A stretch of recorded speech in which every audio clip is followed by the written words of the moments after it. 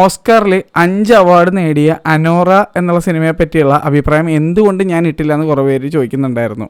എനിക്ക് ഈ സിനിമ ഭയങ്കര അധികം ഇഷ്ടപ്പെട്ടു എന്ന് ഞാൻ കഴിഞ്ഞ വീഡിയോയിൽ പറഞ്ഞിട്ടുണ്ടായിരുന്നു. എന്നിട്ടും എന്തുകൊണ്ട് ഈ സിനിമയുടെ അഭിപ്രായം ഇട്ടില്ല എന്ന് വെച്ച് കഴിഞ്ഞാൽ ഞാൻ ഈ സിനിമ തിയേറ്ററിൽ കണ്ടില്ല. അതുകൊണ്ട് തന്നെ ഞാൻ ഇതിൻ്റെ അഭിപ്രായം ഇടാൻ വിട്ടുപോയി. ഇത് തിയേറ്ററിൽ കാണാൻ പറ്റാതെ പോയതാണ്, മനഃപൂർവ്വം കാണാതിരുന്നതല്ല. കാരണം ഇത് മുംബൈ മാമി ഫിലിം ഫെസ്റ്റിവലിൽ മാത്രമേ ഇന്ത്യയിൽ ഈ സിനിമ തിയേറ്ററിൽ കാണിച്ചിട്ടുള്ളൂ എന്നാണ് എൻ്റെ ഒരു വിശ്വാസം. അതുകൊണ്ട് തന്നെ എനിക്കത് കാണാൻ പറ്റിയില്ല. ഞാനിത് ഡിജിറ്റലിയാണ് ഈ സിനിമ കണ്ടത്. ഈ സിനിമയെ പറ്റിയുള്ള എൻ്റെ അഭിപ്രായമാണ് ഇന്നത്തെ വീഡിയോ. ഈ സിനിമ എനിക്ക് ഭയങ്കരമായിട്ട് ഇഷ്ടപ്പെട്ടായിരുന്നു. ഇതിലെ മെയിൻ ലീഡ് ആക്ട്രസ് ആയിട്ടുള്ള മൈക്കി മാഡിസൻ്റെ പെർഫോമൻസ് വേറെ ലെവലായിരുന്നു എന്നാണ് എനിക്ക് ഫീലായത്.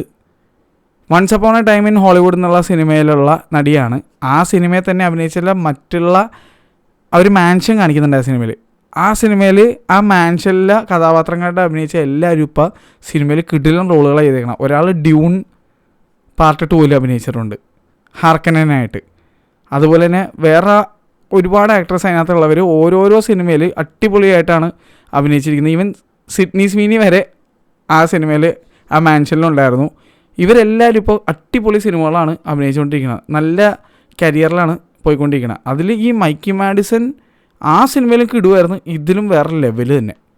ഈ സിനിമ എനിക്ക് ഭയങ്കരമായിട്ട് ഇഷ്ടപ്പെടാനുള്ള കാരണം എന്താണെന്ന് വെച്ച് കഴിഞ്ഞാൽ ഈ സിനിമയിലെ ന്യൂഡിറ്റിയോ സെക്ഷുവാലിറ്റിയോ അല്ലെങ്കിൽ ഭയങ്കരമായിട്ട് സെക്സ് കാണിക്കുന്നതുകൊണ്ടോ ഒന്നുമല്ല. ഈ സിനിമ ഇഷ്ടപ്പെടാനുള്ള മെയിൻ റീസൺ ഇതിലെ നടി ഈ സിനിമയ്ക്ക് വേണ്ടി കൊടുത്തിട്ടുള്ള ആ ഒരു പെർഫോമൻസാണ്. ഫിസിക്കലി ആൻഡ് ഇമോഷണലി ഒരു രക്ഷയില്ലാത്തൊരു പെർഫോമൻസ് ആയിരുന്നു ഈ നടിയുടെ. ഈ സിനിമ കണ്ടാൽ നിങ്ങൾക്ക് മനസ്സിലാവും ഞാൻ എന്തുകൊണ്ട് അങ്ങനെ പറഞ്ഞു എന്നുള്ള. ഈ സിനിമ ചർച്ച ചെയ്യുന്നത് ഒരു സ്ട്രിപ്പർ, ഒരു പ്രോസ്റ്റിറ്റ്യൂട്ടായിട്ടുള്ള ഒരു സ്ട്രിപ്പറിൻ്റെ ഒരു ലവ് സ്റ്റോറിയാണ്. ആ സംഭവം അല്ലെങ്കിൽ ഒരു ഗേൾ ഫ്രണ്ട് എക്സ്പീരിയൻസസ് എന്നൊക്കെ വേണമെങ്കിൽ പറയാം. അങ്ങനത്തെ രീതിയിലൊരു സാധനമാണ് ചർച്ച ചെയ്യുന്നത്. ഇതിനകത്ത് ഈ പുള്ളിക്കാരി ചെയ്യാത്തൊരു ഭാവവും ഇല്ല എന്ന് പറയേണ്ടി വരും. അമ്മാതിരി ലെവലിൽ ഭയങ്കര ഫിസിക്കലി ചാലഞ്ചിങ് ആയിട്ടുള്ള ഒരു റോളും കൂടിയാണ്. ഒരു സ്ട്രിപ്പർ എന്ന് പറഞ്ഞു കഴിഞ്ഞാൽ നിങ്ങൾക്ക് ഊഹിക്കുക. കാരണം വെച്ചാൽ ഭയങ്കരമായിട്ട് മെയ് വഴക്കം വേണ്ട ഒരു ജോബും കൂടിയാണത്. അപ്പോൾ അതിൻ്റെ കൂടെ ഇത്രയും ഇമോഷണലി അൺസ്റ്റേബിൾ ആയിട്ടുള്ള ടൈപ്പ് ഒരു ക്യാരക്ടറും നോൺ സ്റ്റോപ്പായിട്ട് ഇങ്ങനെ ചിലന്ന് സംസാരിച്ചുകൊണ്ടിരിക്കുന്ന ഒരു ക്യാരക്ടർ, അത് മൈക്കി മാഡിസൺ വേറെ ലെവലാണ് ചെയ്തിരിക്കുന്നത്. ഈവൻ ചില സമയത്ത് നമുക്കൊരു ക്യൂട്ട്നെസ് തോന്നും, ചില സമയത്ത് ഇതെന്താണ് ഇങ്ങനെയെന്ന് തോന്നും. അങ്ങനെ നമുക്ക് ഈ ക്യാരക്ടർ നമുക്ക് ഭയങ്കരമായിട്ട് ഇഷ്ടപ്പെടുന്നേ. ആ ഒരു ലെവലിലാണ് ഈ സിനിമ ചെയ്തു വെച്ചിരിക്കുന്നത്. ഈ cinema was shot on film camera. അതും നിങ്ങൾ ഒന്ന് കണ്ടു നോക്കണം. Cinematography was excellent, top notch ആയിരുന്നെന്ന് ഞാൻ അടിവരയിട്ട് പറയും. ഈ സിനിമയുടെ എഡിറ്റർ, ഈ സിനിമയുടെ തന്നെ ഡയറക്ടർ ഷോൺ ബേക്കറാണ്. അപ്പോൾ അതും ഒരു ഗുണം ചെയ്തു. കാരണം ഡയറക്ടർ തന്നെ സിനിമ എഡിറ്റ് ചെയ്തപ്പോൾ എൻ്റെ മോനെ വെറുതെ കിഡിലൻ എഡിറ്റിംഗ് ആയിരുന്നു, കിഡിലൻ editing. Even he won an Oscar for both. ഡയറക്ടിങ്ങിനും ഓസ്കർ കിട്ടി, എഡിറ്റിങ്ങിനും ഓസ്കർ കിട്ടി. ഇത് കൂടാതെ ബെസ്റ്റ് ആക്ട്രസ് ഓസ്കർ കിട്ടി. അത് എനിക്ക് ഉറപ്പായിരുന്നു. കാരണം സ്മൈൽ 2 എന്നുള്ള സിനിമയിൽ നവോമി സ്കോട്ടാണ് എൻ്റെ അഭിപ്രായത്തിൽ കഴിഞ്ഞ പോലത്തെ ബെസ്റ്റ് ആക്ട്രസ്, ബെസ്റ്റ് പെർഫോമൻസ്. പക്ഷേ നവോമി നോമിനേറ്റ് ആവാതെ വന്നപ്പോൾ തന്നെ ഞാൻ ഉറപ്പിച്ച് മിക്കവാറും അത് മൈക്കി മാഡിസൺ കൊണ്ടുപോകും എന്നുള്ളത്. പിന്നെ ഒരു കാര്യം എൻ്റെ മനസ്സിലുണ്ടായിരുന്നത് ഡെമി മൂർ ചിലപ്പോൾ കൊണ്ടുപോകുമോ ഇല്ലയോ എന്നുള്ളതായിരുന്നു. പക്ഷേ ഡെമി മൂറും വെരി അമേസിങ് പെർഫോമൻസ് ആയിരുന്നു. സബ്സ്റ്റൻസിനെ പറ്റിയുള്ള എൻ്റെ അഭിപ്രായം ഞാൻ ഓൾറെഡി ഇട്ടിട്ടുണ്ട്, കണ്ടു നോക്കിയാൽ മതി. Link in description and pin comment. പക്ഷേ മൈക്കി മാഡിസൻ്റെ പെർഫോമൻസ് വാസ് സ്ലൈറ്റ്ലി ബെറ്റർ എന്ന് പറയേണ്ടി വരും, സ്ലൈറ്റ്ലി ബെറ്റർ. നവോമി സ്കോട്ടിൻ്റെ വേറെ റേഞ്ച് ആയിരുന്നു. That should have been the deserving Oscar. Nomination പോലും കൊടുത്തില്ല. I have no clue why. Horror ഫിലിംസിനോട് ഓസ്കറിന് ചതുർത്ഥിയാന്ന് തോന്നുന്നത്. എനിക്കറിയാൻ പാടില്ല എന്താ സെറ്റപ്പ് എന്ന്. എന്തായാലും സ്മൈൽ 2 പെർഫോമൻസ് വാസ് ലൈക്ക് വേറെ റേഞ്ച്. അത് കഴിഞ്ഞാൽ ബെസ്റ്റ് പെർഫോമൻസസ് ഡെഫിനറ്റ്ലി മൈക്കി മാഡിസൻ്റെയും ഡെമി മൂറിൻ്റെയും അതുപോലെ തന്നെ മാർഗറ്റ് ക്വയറിയുടെയാണ്. സബ്സ്റ്റൻസിൽ തന്നെ ശരിക്കും പറഞ്ഞാൽ she also deserves a nomination for Oscar. എനിക്ക് അങ്ങനെ ഫീൽ ചെയ്തിട്ടുണ്ടായിരുന്നു. എന്തായാലും ഈ സിനിമയിൽ മൈക്കി മാഡിസൻ്റെ പെർഫോമൻസ് തന്നെയാണ് ഏറ്റവും കിടിലൻ സാധനം. അത് കൂടാതെയും ഒരുപാട് കാര്യങ്ങളുണ്ട്. ഇതിൻ്റെ മ്യൂസിക് ആയിക്കോട്ടെ, ഇതിൻ്റെ ക്യാമറ വർക്ക് ആയിക്കോട്ടെ, ഇതിലുള്ള സപ്പോർട്ടിങ് ആക്ടേഴ്സ് കുറേ പേരുണ്ട്. എനിക്ക് അവരുടെ പേരൊന്നും അറിയില്ല, കാരണം ഇവരെല്ലാവരും ഇൻഡി ആക്ടേഴ്സാണ്. അതുമാത്രമല്ല ഞാൻ ഇതുവരെ വേറെ സിനിമയൊന്നും കണ്ടിട്ടില്ല.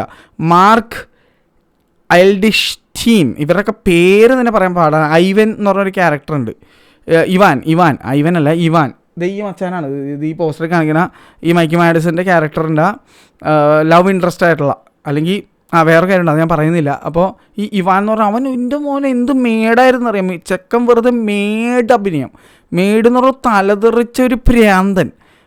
അതുപോലെ തന്നെ മച്ചാൻ ചെയ്തു വെച്ചിട്ടുണ്ട്. അതുപോലെ യൂറ ബോറിസോവ് ആസ് ഈഗോർ, കുറേ പേര് പറയുന്നുണ്ട് ആ റോൾ എന്താണ്, അതിനെങ്ങനെയാണ് ഓസ്കർ നോമിനേഷൻ കിട്ടിയതെന്നൊക്കെ. That role was not easy to play. ആ റോൾ അത്ര നന്നായിട്ട് ചെയ്തുകൊണ്ടാണ് നമുക്ക് ടുവേർഡ്സ് ദി എൻഡ് അനോറ എന്നുള്ള ക്യാരക്ടറിനോട് ഭയങ്കരമായിട്ട് ഫീലാവുന്നത്.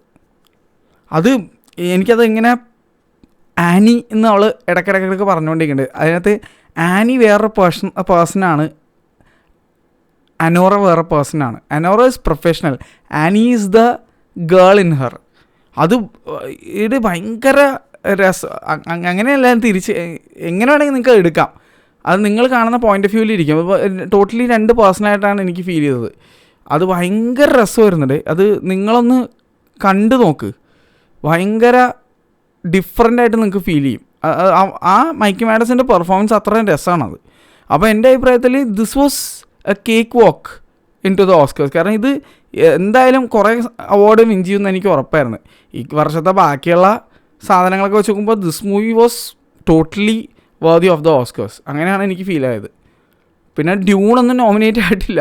ഡ്യൂണൊക്കെ ഒന്ന് ആലോചിച്ച് നോക്കി, നോമിനേറ്റ് ഇൻ ദ സെൻസ് ഡ്യൂണിൻ്റെ അഭിനയത്തിനോ അല്ലെങ്കിൽ സിനിമാറ്റോഗ്രാഫിക്കോ അങ്ങനത്തെ കാര്യങ്ങൾക്കൊക്കെ ഡിസേർവ്ഡ് എന്നാണ് എനിക്ക് ഫീൽ ചെയ്യുന്നത്.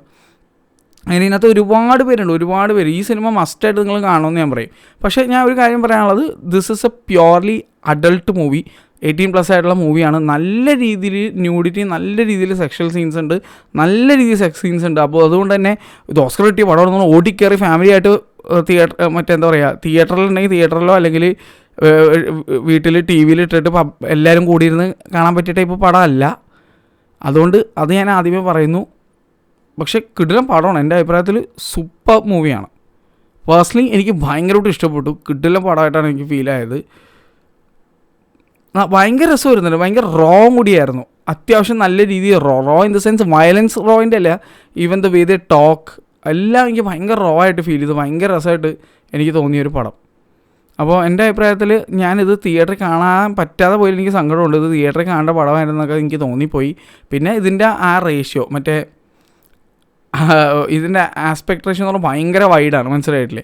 അപ്പോൾ അത് ഇന്ത്യയിലുള്ള എത്ര സ്ക്രീൻസിൽ നിറഞ്ഞ് കാണാൻ പറ്റും എന്നുള്ള കാര്യമൊക്കെ ഡൗട്ടാണ്. പക്ഷേ നിങ്ങൾ ഈ സിനിമ കണ്ടിട്ടില്ലെങ്കിൽ ഇതിപ്പോൾ ഡിജിറ്റലി അവൈലബിൾ ആണ്, കണ്ടു നോക്കുക. ഞാൻ അങ്ങനെ പറയാൻ കാരണം വെച്ച് കഴിഞ്ഞാൽ ഇത് തിയേറ്ററിൽ ഇല്ലാത്തതുകൊണ്ട് വേറെ നിവർത്തിയില്ല. നിങ്ങൾക്കിപ്പോൾ കാണാൻ ഡീറ്റെയിലേ പറ്റുള്ളൂ. ഞാനും അങ്ങനെ തന്നെയല്ലേ കണ്ടത്. കാരണം ഇത് തിയേറ്ററിൽ വേറെ കാണാൻ ഒരു ഓപ്ഷൻ ഉണ്ടായിരുന്നില്ല. ഇത് തിയേറ്ററിലേക്കൊന്നും വന്നില്ല. ഇത് തിയേറ്ററിൽ ഇടുമെന്ന് തന്നെ ഡൗട്ടാണ്. അത്ര അധികം ന്യൂഡിറ്റിയും സെക്സ് സീൻസും ഉള്ളൊരു മൂവിയാണ്. ഇത് ഡീൽ ചെയ്യുന്ന സബ്ജക്റ്റ് എങ്ങനെ, ഇത് ഫോഴ്സ്ഫുള്ളി അങ്ങനെ ചെയ്തിരിക്കുന്നതല്ല. ഇതിനകത്തുള്ള ക്യാരക്ടറും ആ ക്യാരക്ടർ ചെയ്യുന്ന ജോബ്, പ്രൊഫഷൻ, കാര്യങ്ങൾ, ഈ കഥ പോകുന്ന രീതി എല്ലാം വെച്ച് നോക്കുമ്പോൾ അത് അവിടെ വേണമായിരുന്നു. അത് നമുക്ക് ഇൻസേർട്ട് ചെയ്ത് വെച്ചിരിക്കുന്ന പോലെ, അല്ലെങ്കിൽ തള്ളിക്കയറ്റി വെച്ചിരിക്കുന്ന പോലെ, അല്ലെങ്കിൽ കാണിക്കാൻ വേണ്ടി കാണിക്കുന്ന പോലെ ഫീൽ ആവത്തില്ല. ആ രീതിയിലാണ് ഇതിൻ്റെ ഡയറക്ഷൻ. അത്രയും ബ്യൂട്ടിഫുള്ളി ഡയറക്റ്റഡ് ആയിട്ടുള്ള ഒരു മൂവിയും കൂടിയാണ്. ഷോൺ ബേക്കർ എന്ന് പറഞ്ഞാൽ കിട്ടുമായിരുന്നു. I loved his direction. The music ആരാ ചെയ്തിരിക്കുന്നതെന്ന് എനിക്കറിയില്ല, നോക്കട്ടെ. മ്യൂസിക്കൊക്കെ കിട്ടുമായിരുന്നു. Distributed by Neon Pictures. പിന്നെ അതുപോലെ തന്നെ അതാരാ മ്യൂസിക് ചെയ്തത്? Matthew Heron Smith. അടിപൊളിയായിരുന്നു. എനിക്ക് ടോട്ടലി പടം വർക്കായി. ഈവൻ ഇതിനകത്ത് കട്ട് ചെയ്ത് സിനിമ കാണിക്കാനാണെങ്കിൽ എനിക്കൊന്നും ഒന്നും ഉണ്ടാവില്ല. അങ്ങനത്തെ അവസരം അത്ര അധികം ഇതിനകത്തുള്ള പ്രൊഫാനിറ്റി യൂസ് ചെയ്യുന്നതല്ല. അത് റഫ് ലാംഗ്വേജസിൻ്റെ കേസ് ആയിക്കോട്ടെ, ഞാൻ പറഞ്ഞ പോലെ ന്യൂഡിറ്റിയോ അല്ലെങ്കിൽ സെക്സ് സീൻസോ അല്ലെങ്കിൽ സെക്ഷലായിട്ട് കണ്ടൻറ്റൊക്കെ റിമൂവ് ചെയ്ത സിനിമ ചിലപ്പോൾ 20 മിനിറ്റ് ചിലപ്പോൾ ഉണ്ടാവുള്ളൂ. അങ്ങനത്തെ അവസ്ഥയാണ്. പക്ഷേ കിടിലൻ പടമായിരുന്നു. ഇതാണ് എൻ്റെ അഭിപ്രായം. അനോറ എന്നുള്ള ബെസ്റ്റ് പിക്ചർ വിൻ ചെയ്തിട്ടുള്ള ഇത്തവണത്തെ ഓസ്കർ അവാർഡ് 5 നേടിയിട്ടുള്ള അനോറ എന്നുള്ള സിനിമയെ പറ്റിയുള്ള എൻ്റെ അഭിപ്രായം ഇതാണ്. കണ്ടു നോക്കുക. അപ്പോൾ എന്തായാലും വേറെയും ഒരുപാട് വീഡിയോസ് ഇതുപോലത്തെ വരും. ഞാൻ ഒരുപാട് പേരെ കമൻസ് വായിക്കുന്നുണ്ട്. അതായത് ചേട്ടാ OTT വരുന്ന സിനിമകളും അതുപോലെ തന്നെ ചേട്ടൻ തിയേറ്ററിൽ മിസ്സായി പോയ സിനിമകളെ പറ്റിയൊക്കെ വീഡിയോ ചെയ്യണമെന്നുള്ള തീർച്ചയായിട്ടും ഇനി മുതൽ അതിനെ പറ്റിയുള്ള വീഡിയോസ് ഉണ്ടാവും. ഞാൻ ഒരുപാട് സിനിമകൾ ഇങ്ങനെ കണ്ടിട്ട് ഭയങ്കരമായിട്ട് ഇഷ്ടപ്പെട്ടിട്ടും അതിനെപ്പറ്റി വീഡിയോ ഇടാത്തതുണ്ട്. കാരണം വെച്ചാൽ അതൊന്നും തിയേറ്ററിൽ കാണാത്തതുകൊണ്ടാണ്. ഞാൻ പൊതുവെ ചാനലിൽ തിയേറ്ററിൽ കണ്ടതാണ് എപ്പോഴും ഇടാറുള്ളത്. വളരെ റെയറായിട്ട് തിയേറ്ററിൽ കാണാത്ത സിനിമകൾ ചാനലിൽ വീഡിയോ ഇട്ടുള്ളൂ. ചിലതൊക്കെ മറന്നു പോകുന്നതാണ്, OTT കാണുമ്പോൾ മറന്നു പോകും, അതാണ്. അപ്പോൾ ഞാൻ എന്തായാലും ലിസ്റ്റ് പ്രിപ്പയർ ചെയ്തിട്ട് ടോപ്പ് 5 അല്ലെങ്കിൽ അങ്ങനെ പാർട്ട് 1, 2, 3 എന്നുള്ള രീതിയിൽ ഞാൻ 5 സിനിമകൾ വീതം ഞാൻ എൻ്റെ ഇഷ്ടപ്പെട്ട സിനിമകൾ ഞാൻ പരിചയപ്പെടുത്താം. എന്തായാലും അതിനെപ്പറ്റിയുള്ള വീഡിയോസും വരും. അപ്പോൾ കണ്ട് സപ്പോർട്ട് ചെയ്യുക, അത്രേ ഉള്ളൂ. അപ്പോൾ നാളെ വേറെ വീഡിയോ ഇട്ടണം. Bye bye.